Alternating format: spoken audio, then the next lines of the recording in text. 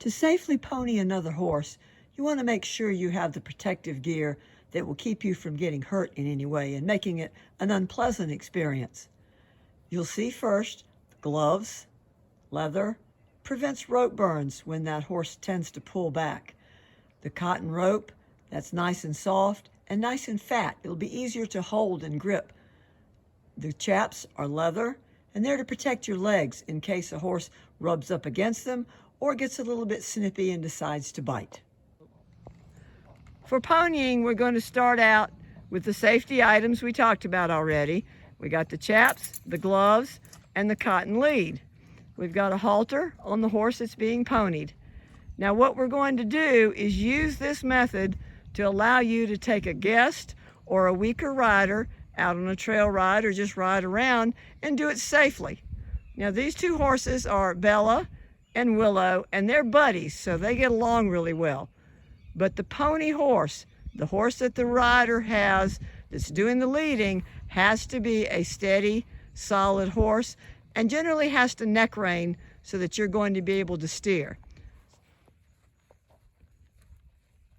Okay, now Marley is not a beginner rider, but for the purposes of this video, he's what we're calling the crash test dummy to make sure that everything's going to go well before we put another rider on the little mare. Looks like everything's going well. The pony horse is not pinning her ears. The other horse is not resisting. It's going very, very smoothly. Okay, can we do a left circle?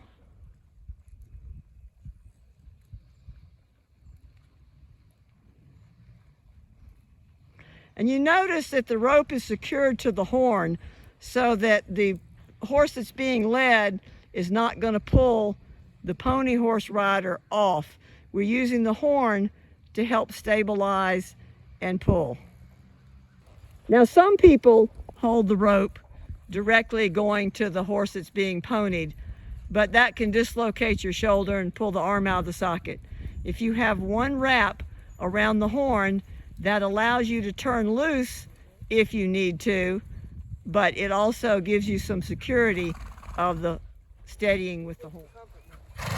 Looks like a smooth ride. Okay, Marley, turn loose of the reins. Okay, now Marley's going to pretend to be a person who can't ride at all.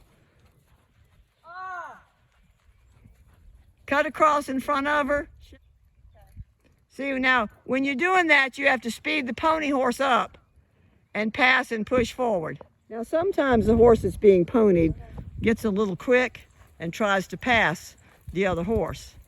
And this is where the pony rider has got to pull back and restrict the forward movement. See, she puts her hand down lower and pulls back on the halter to put the mare back where she belongs. Now remember, when you're ponying, you're an entire horse wider. So when you go through a gate, you have to make sure you allow room for the other horse, not just your horse.